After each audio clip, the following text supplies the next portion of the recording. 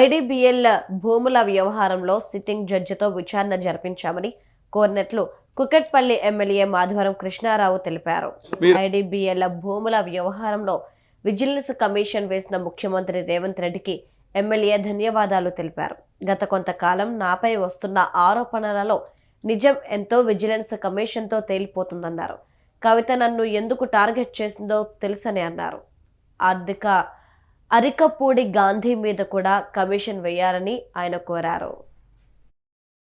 ఉన్నారు అన్న మీ ఛానల్స్ అన్ని ఛానల్ తెలుసు అన్న రేవంత్ రెడ్డి గారు కూడా అన్న ₹1 ఆయన ఎంపీ ఎవరినప్పుడు ఇచ్చిండు. ఇప్పుడున్నటువంటి అప్పుడున్నటువంటి కేటీ రామారావు కూడా 3-4 కోట్లు రోడ్లకు డ్రైనేజీలకు ఇచ్చిండు.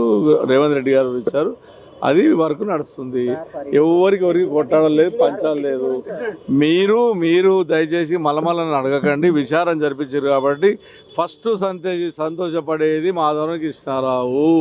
మీకు కూడా మంచిగా ఈ అవకాశం వల్ల మీకు కూడా మంచిగా బయటికి వస్తాయి.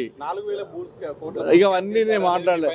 అరే రామన్, నేను అనుకున్నది ఇలా మంచి బ్రహ్మాండంగా అయింది. ఎందుకంటే నా మీద కూడా గత 20-25 ఏళ్ళ నుంచి రాజకీయ నాయకులు వచ్చి తిట్టిపోతురు.